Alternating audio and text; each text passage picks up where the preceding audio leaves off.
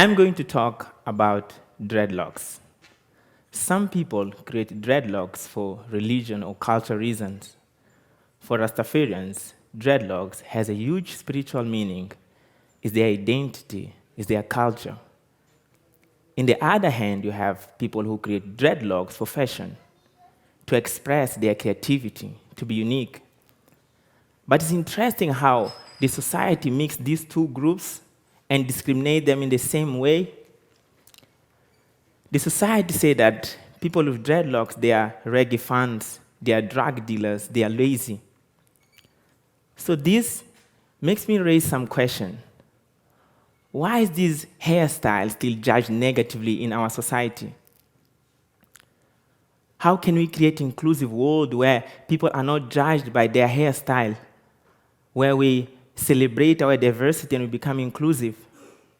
I mean, if we're all different, how can we have the same hair? If we think different, how other people expect that we embrace their thinking in our hair? Early 2000, people started looking at why people with this hairstyle are treated unfairly. University around the world, they started looking at why people wear dreadlocks. What is the cultural meaning behind this hairstyle? And recently, they started looking at what happened when schools, workplaces say that dreadlocks are not allowed. How does that affect the feeling of those who have dreadlocks? They also started looking at laws, rules to help those people who are discriminated. I tried to look at some research made in Kenya, South Africa, USA. And it's interesting how they all have common results where they say that people with dreadlocks are treated unfairly when we look at schools and workplaces. They hear negative comments. They say that people with dreadlocks are less professional, are less intelligent, are more incompetent comparing with people with straight hair. So, let me tell you a story. In Mozambique, if you're a student, it's very difficult to have a long hair or dreadlocks. That will give you a huge problem in your family and school. In your family, your mother will comb your hair so strong that if you complain, she'll just ask you a simple question. Why are you suffering if you have the solution? And the next day, you will have your hair cut. In the school, the security guard would not let you in. And if you manage to trick him, the teacher will send you out. So during that time, where everyone was asking us to cut our hair, in my neighborhood, we start hearing stories about these kids who got HIV because the hairdresser would use the same blade to cut hair, the same people, without disinfecting it. But we did not have a choice. We had to cut our hair. The only thing we had to do is to remind him to disinfect it and pray so that we can exit that place the same way we arrived. My father lived and worked in South Africa. In South Africa, it's common to see people with dreadlocks, long hair, afro hair in the street, and I found that amazing and beautiful. When I came back, I started traveling for jump rope competitions. In France, I saw this jumper with amazing skills, with a long blended hair. Somehow he highlighted the idea I had of creating dreadlocks. When I came back, after a few years, I made a huge decision. I mean, since 2004, I've been a reference in jump rope when it comes to jump rope in my country. And I wanted something that would make me unique compared with my teammates. So I decided I will create my dreadlocks. By the time I made that decision, I was already in my first year of university. And I said, I'm not in a high school anymore. There's no teacher that will ask me to cut my hair. This is university. People know that it's not about my hair, it's about my knowledge. That was the excuse I gave to myself. But the first day I entered in class with dreadlocks, the negative comments started from teachers. They will say, what are you doing? What is that in your head? Do you think that you're a girl? That hair, this is university. You need to look smart, not like a delinquent.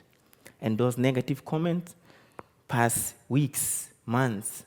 Until one day, one of my teammates, one of my colleagues at university said, "Look, Elvis, your hair does not look good, but I'm sure that after a few months or years, it will be amazing. Just keep it on." Eventually, the teacher started talking less and less. And my last year at university, I got a job offer in a private school, but with one condition. They say, if you want to teach here, you need to cut your hair. I mean, during that time, I was working in 3 different gyms as aerobic instructor, and my mother used to pay for all expenses. So I said, I actually don't need this job. I called back and I said, thank you so much. I will not take it.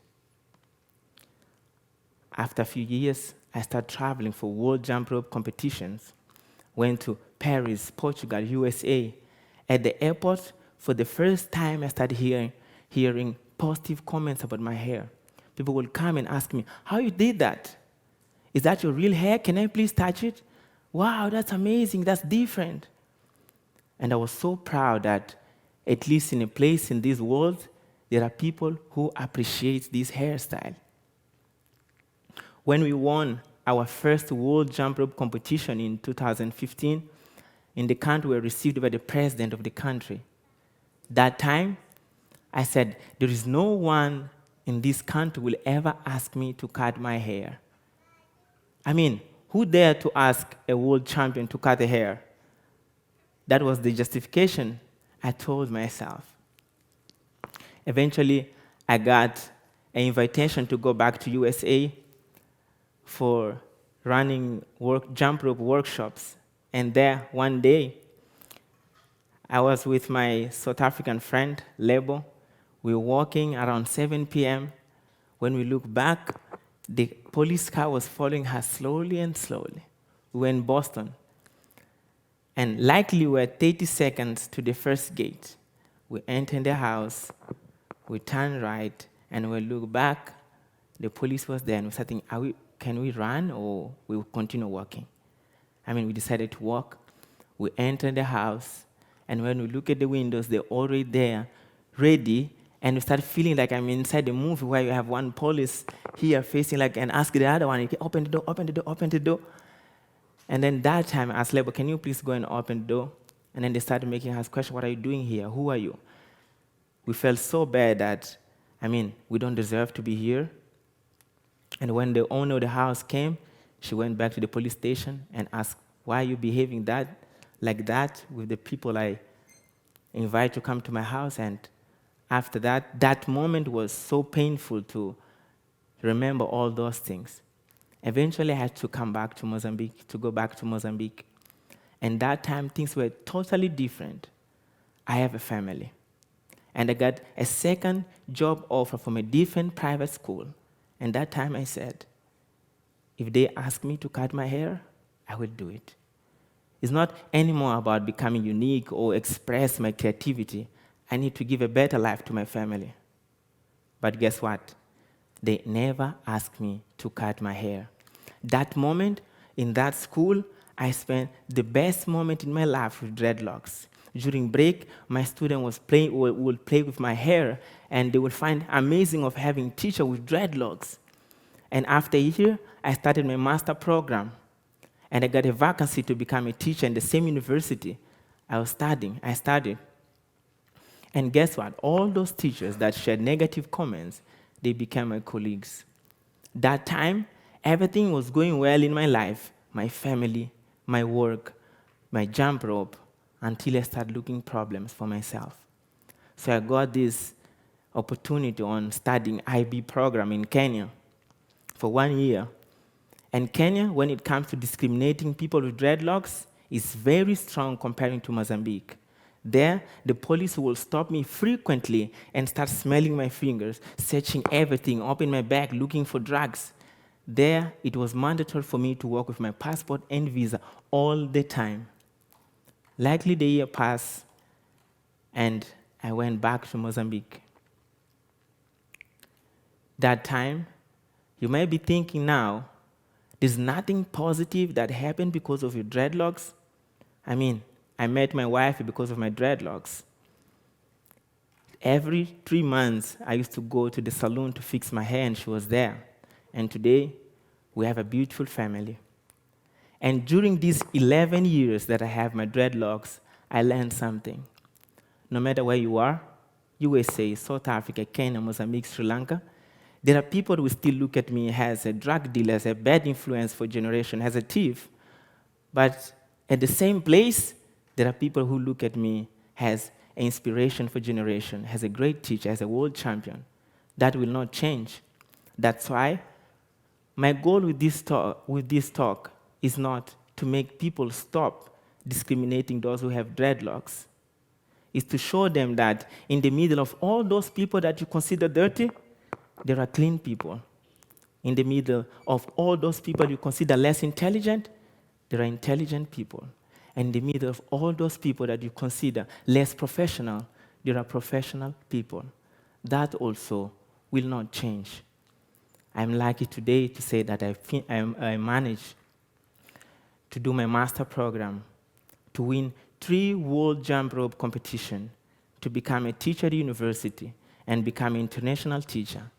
And the dreadlocks are still in my head. I don't know how the future will look like, but until there, this is who I am. This is my identity. Thank you.